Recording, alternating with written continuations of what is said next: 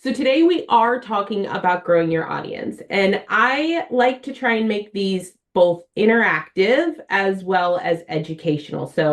Um, I encourage all of you to ask questions, to pop in the chat. If you raise your hand, we can one of us can and reach out to you. I'm going to share my screen. I actually have two things. I do have a worksheet or workbook, a couple pages longer than a sheet, to help facilitate this process, and also some slides that we can go over. So I'm going to start with who I am. I am Jennifer Tamborski. I am actually a digital marketing strategist as well as an NLP master coach. And what that really means, the NLP version of Jennifer, we're seeing your note slides uh-oh. as well as your slides. Let's try this again. Does that work? Is that better? Yes, there you go. Awesome. All right. Love technologies. So what that really means for everyone is that I understand communication in a way that a lot of other marketers and business coaches and people in general don't. Uh, One of the biggest pieces of growing your business is all about your audience, because that is where your clients come from. And we all know without clients, we honestly don't have businesses. We have these really expensive hobbies. So today we are going to dive into growing your audience. I actually have, I just posted in the chat the workbook. It is a copy, so you just make a copy of it into your own Google Drive, so you can make notes, you can print it off, you can do whatever you want with it. So I have a couple of questions for you though before we dive into like the growing your audience, because I want you to take a step back for 1 second and assess how your business is doing and how your current audience strategy is doing. I have a feeling if you are on this call, it's probably because your audience growth strategy is not as effective as you would like it to be. But there are a couple of things that we definitely want to look at when it comes to growing your audience and that audit. And we start with, how much has your email list grown? Do you even have an email list? How many sales calls have you had this year? How many new sales have you had this year? What is your overarching goal for this year? And have you been developing your audience along the way to help facilitate that growth? If you haven't, I promise you that this training will help you along the way. Building an audience is one of the most crucial pieces to the success of growing and scaling your business. It provides your foundation for growth. Your audience is the backbone of your brand and your business. So without those followers, when one client rolls off, because they do always, if we don't have an audience to tap into, we don't have the ability to refill that spot. So it then makes our journey more like a roller coaster rather than a straight line up the ramp. It also helps us to build trust and credibility with our audience. It provides us with a communication channel for our potential clients. And growing your audience and being really aware of the strategy and how it works also provides you with that increased sales and revenue and that competitive advantage that a lot of business owners don't. I see a lot of times my clients come to me and they don't have an audience. They've never attempted to grow their audience and they're not sure where to start. And that today is where I want to help you step into. So we're going to start with the foundations of building your audience. Think about the last time you had a conversation with someone who just got you. Like, Linda gets me, right? Every conversation I have with Linda is really, feels good. It feels right. It's a connection that we make. And really understanding your audience helps you to do that. So in the workbook, we have a couple of different areas. We start with the audit. I definitely encourage all of you. I know we only have 45 minutes today, so we don't really have a ton of time for you to fill out all of those questions.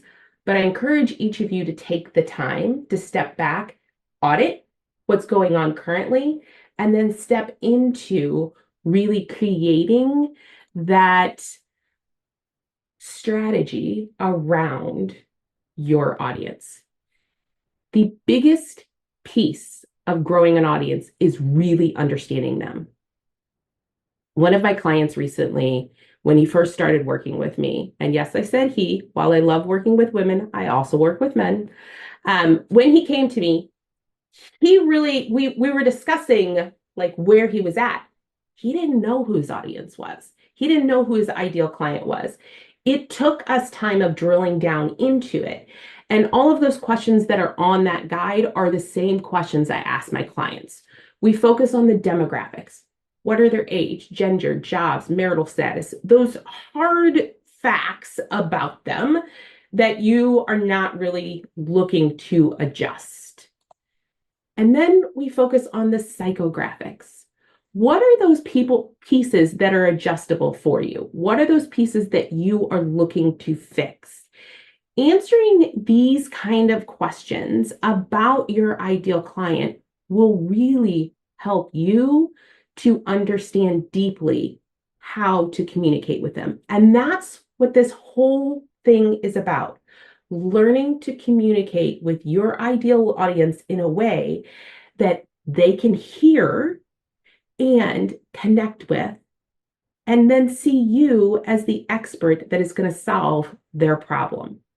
So dive really deep. Some of the questions that I actually have on that worksheet are incredibly in-depth questions about your ideal client. Take the time to answer them. What are they thinking? What are they doing? What experience are they having right now that you can tap into? Most of the time, our audience, our clients, our potential clients are stuck in this very small box of, I have a problem.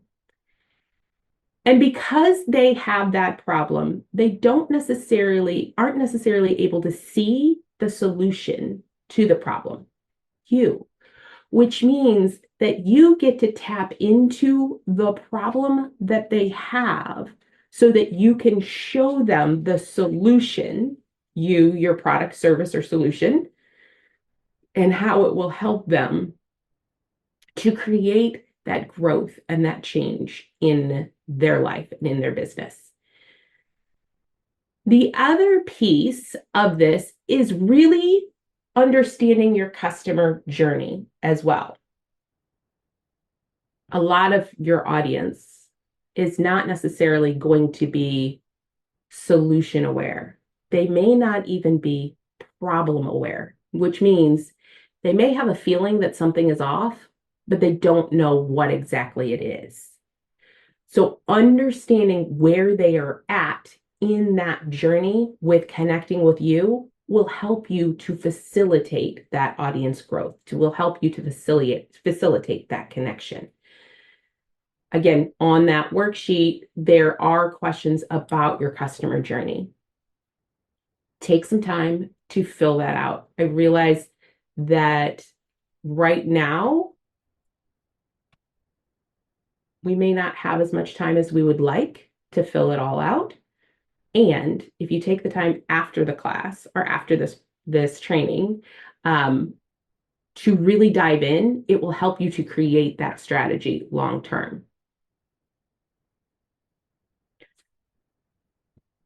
Connecting with your clients via content.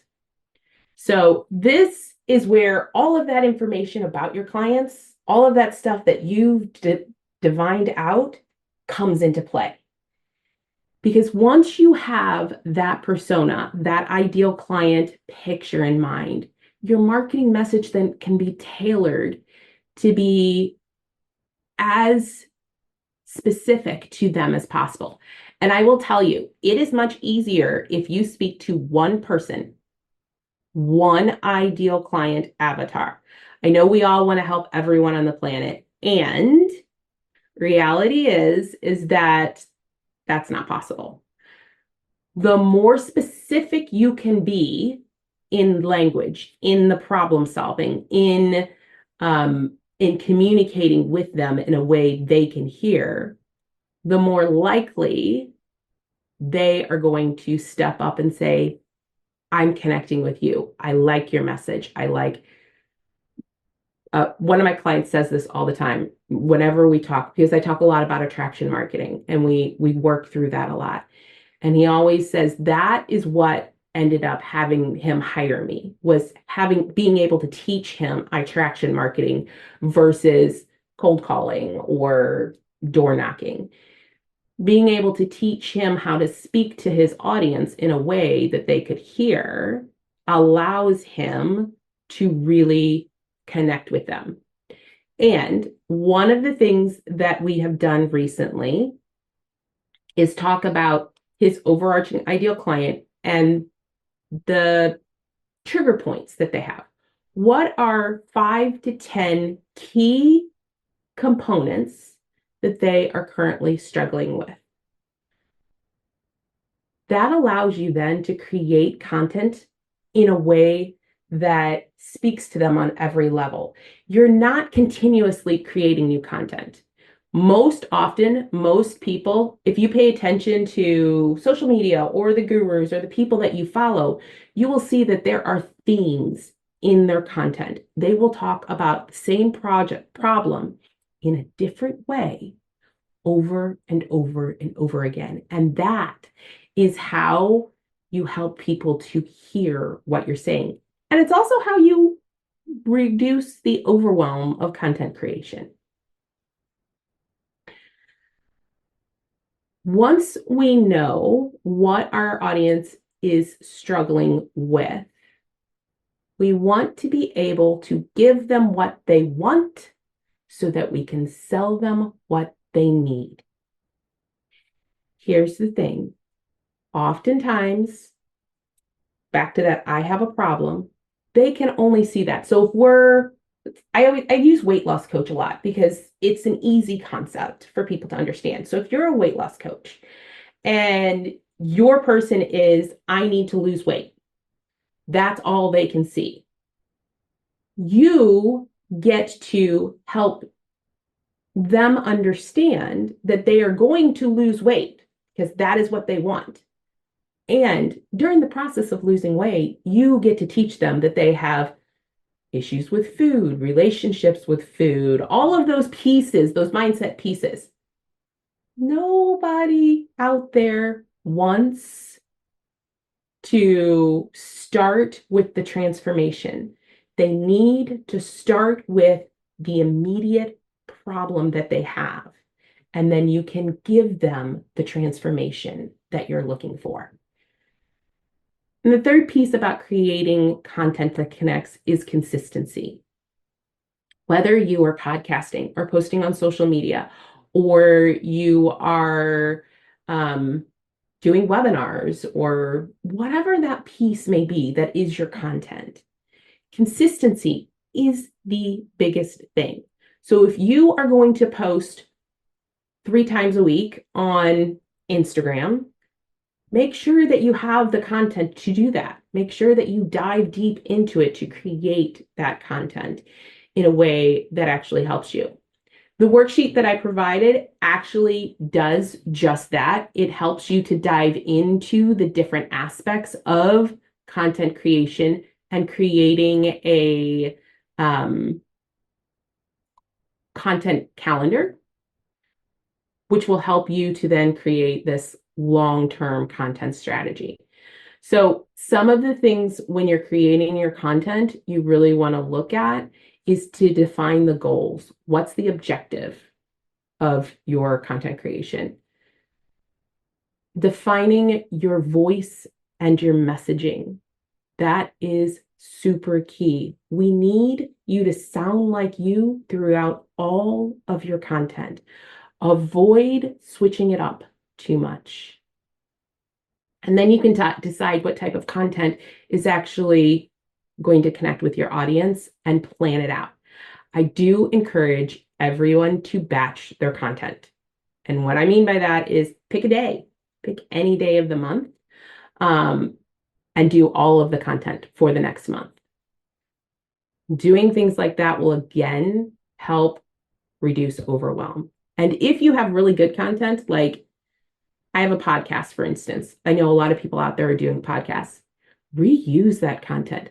Break it down into small bite-sized chunks. If it's a 15-minute podcast, you can get 5 to 10 clips out of it in order to use on social media. Make sure that you are effectively using what you have rather than continuously creating new. I want to stop here for 1 second. Does anybody have any questions? Is there anything that isn't clear or anywhere, anything you'd like to chat about that I haven't yet? Hi. I have Yeah. more of a housekeeping question, actually. Yeah. Is the worksheet, where does that live? Is that posted in the LinkedIn chat, the LinkedIn event, It's or where it's can I find actually, that after the sorry, fact? you might have popped on after I shared the worksheet. Hold on, let me re-share it to the chat. It's in the chat of this presentation. Got it. All right. Awesome. Awesome. Appreciate it. Thank you. Anytime. Okay, so this is the fun part, and I have a feeling this is where a lot of people's questions are going to pop up, and that is leveraging social media. Your audience is more likely to commit if they know, like, and trust you. We all know this. And being able to create awareness around who you are and leveraging social media platforms to do that is going to help you tremendously to reach your warm audience and your cold audience. And there are hundreds of ways to go about using the platform. So the biggest thing you have to do is decide which platforms you're going to use, right? And then adapt the content that you create to each of those platforms. We're going to go back to your ideal target audience and understand where they hang out. That can be developed by their age, by what they're doing, by sometimes sex, males, females. There tends to be a little bit more females on like Pinterest than males, and there are more. The users on Instagram are leaned more female and younger, so they're usually in that 40 and under age, whereas Facebook is generally in that 30 and up age range, and you're going to get equal amounts of males and females on Facebook. LinkedIn leans more towards those that are in corporate or business in general. So there are a lot of entrepreneurs on LinkedIn. And over the last couple of years, LinkedIn has started becoming a very big content driven site. So YouTube, you're going to hit pretty much every audience on YouTube, honestly.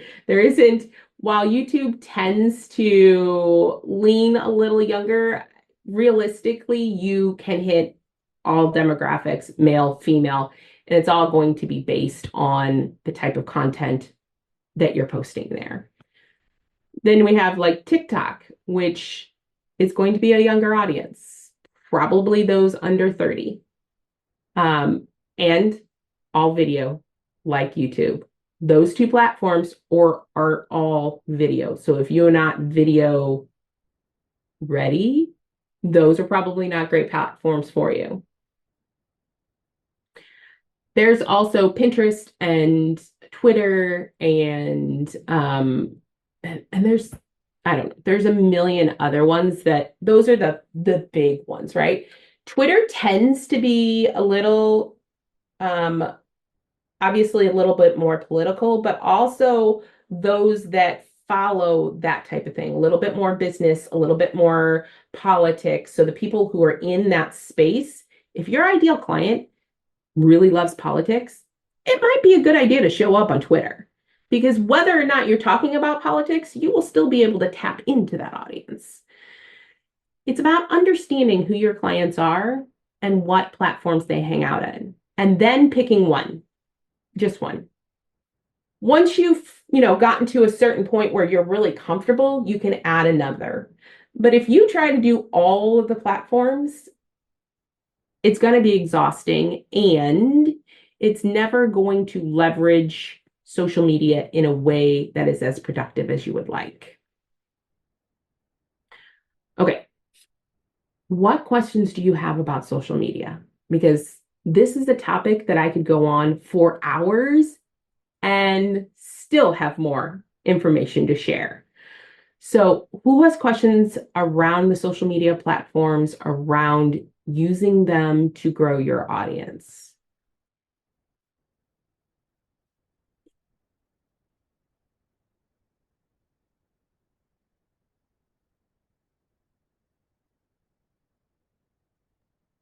You're Well, welcome to add them into the chat as well. And we will read from the chat. So if you don't feel comfortable coming off mute, then just add any questions that you have into the chat. Jennifer, the one thing that I've heard about social, and I found it really surprising, is that the time that people are on social is much later than you would suggest. So what I find is that, most of us tend to post during working hours. But interestingly, a lot of people are not on social till 8, 9, 10, 11 at night. And so we may not be actively posting them, and we may not be actually cultivating our audience after work hours, but that's really possible. So I'd love to know the hours, and again, may differ by platform a bit. It does. And then Ellen also said, post on LinkedIn or comment on other people's posts before posting. So I've heard some things about, don't include a link in your post on LinkedIn because the algorithms degrade your visibility if you include links in the actual text of the post. You have to include that link in the comment, and that you really need to create conversation around that post with no less than 8 comments within 3 hours of the LinkedIn post.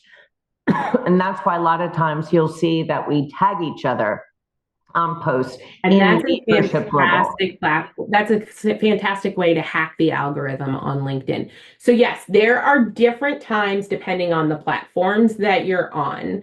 And you are correct in that a majority of people hop onto social media either at noon when they're at lunch-ish, because we're in different time zones. So noon is variable depending on where you're at. And also on average, it's like that 7 to 8, sometimes middle of the night, depending on what you're targeting. I have a client right now who teaches people about anxiety and OCD. 90% of her clients are on in the middle of the night because that's when they wake up with their panic attacks and all of that kind of stuff. So knowing that does help. As far as hacking the algorithm with commenting on posts, it is doable, and it is a great way. If you can still do pods on LinkedIn in a way where you have friends where you can tag them and they can comment, or you can just reach out to them and they can comment. This is what I will tell you. Instagram figured that out. If you have the same people commenting on your posts over and over again, they will degrade your reach, because they've figured out that that's what people were doing to hack the algorithm. LinkedIn hasn't said anything about it yet. And I would encourage you, if you are part of a pod or if you are tagging people, tag different people. each time. Have different people comment on you. Have 5 or 6 people or 10 or 12 people that you can tap into and just mix it up so that you don't have the exact same people commenting on you all of the time. It does help to comment. If you are commenting, the comment, whether it's LinkedIn, Facebook, Instagram, doesn't matter. The comment needs to be longer than 1 word. They're usually looking for like a 5-word type of comment on there to give you those points. I don't know how else to say that, but to give you that boost. So if you, again, or if you're having people, if you've tagged people, make sure that when they comment on your post, they're commenting more than "you're right" or "yes" or "great idea." Like, have them comment a sentence of some kind. That helps to promote your post as well. All social media is about interacting. They want you to stay on the platform. So sharing your links is fine if you are planning on paying for the promotion. If you aren't running ads, sharing the links in the comments and just saying in the post, links in the comments, with little down arrows or fingers pointing down or whatever emojis, will help with that.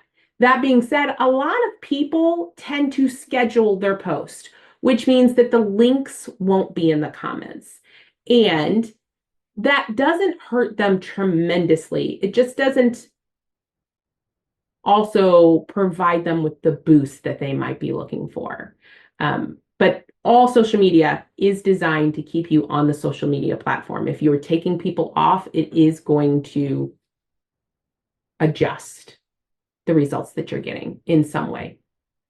Now, if you get a ton of people commenting on your post, I've had friends and I've had clients who've had posts on LinkedIn particularly go viral. If you have things like that happen, it is incredibly important to capitalize on that.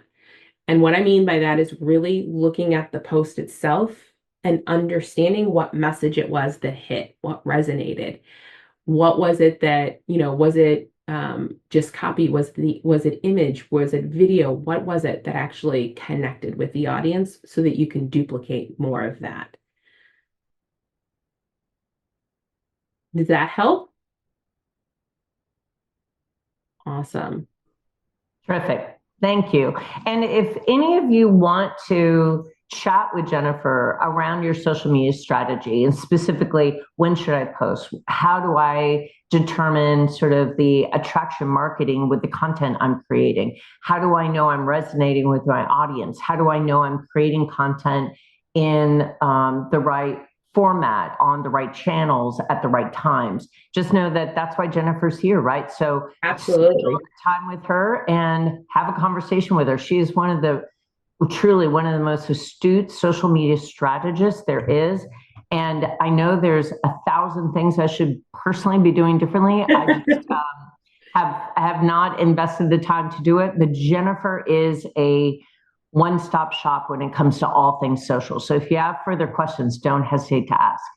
So before we move on to the next slide, I want to throw out a couple of best practices when it comes to social media.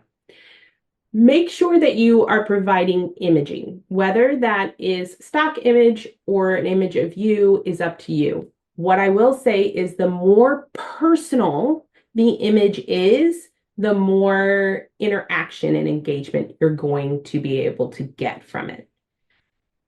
Build videos into your social media strategy. I get it. People don't like video, and I'm telling you right now, it's here to stay. It is going to be something that I just tell my clients to suck it up, buttercup, because if you really want that broad reach, video is going to be the way to do that. Also, ask your followers to do something specific, whether that's like or share or comment, or whether that's follow me here, or whether that's make sure that your post has some kind of CTA in it, some kind of call to action. because people will do what you tell them to, but if you don't tell them what to do, they most likely will do nothing. They might like it and they will move on. So have some type of engagement content within your social media posts.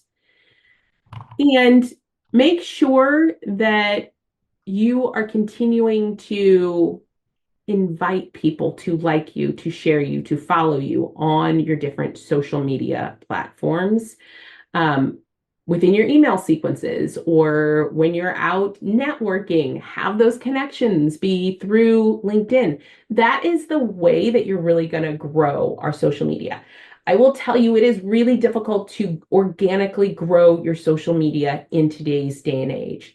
So if you really want a ton of followers, you might want to consider investing in paid social media to help to boost that.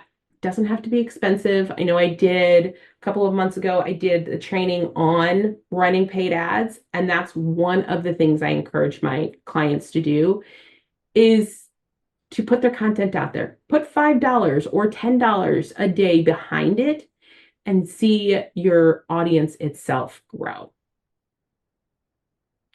Our last piece for today's training is all about trust and credibility, because we all know that business is built on the know, like, and trust platform. So creating trust and likability within your content, within your audience is essential. And there are a lot of ways to do that. My biggest advice for all business owners is to be authentically you. And I know authenticity has been a word that is overused, but I will tell you right now that people can see if you're faking it. That whole fake it till you make it model, that thought process, it doesn't really work. And it actually decreases the trust and the credibility that your audience sees. So if you are goofy, be goofy. If you are, very straight-laced, be very straight-laced. Your audience that connects with you will appreciate who you are. Come at it from that perspective of really knowing who you are and sharing it with the world, because that is who they are connecting with. Your audience is connecting with you, with the person. And I don't care how big your brand is. Even the really big brands tap into trust and credibility of celebrities, right? Nike, Air Jordans. They tapped into Michael Jordan because he had the trust and credibility of his audience, and they could bring it into Nike. That goes the same for every business owner out there. If you follow gurus out there, if you know what ClickFunnels is, which is a technology platform, Russell Brunson is the face of ClickFunnels. He will always be the face of ClickFunnels, even though ClickFunnels is completely separate from who he is, because he has built that trust and credibility with his audience that transfers over to this technology. Being able to be authentically you and share who you are, what you do, and how your audience relates to you is essential. I will also say there are some ways to help your conversation, your communication. Because one of the biggest mistakes that business owners make is they assume communication happens. Just because you put something out there doesn't mean that everybody understands it. So being able to communicate in a way that your audience can hear and connect with is essential.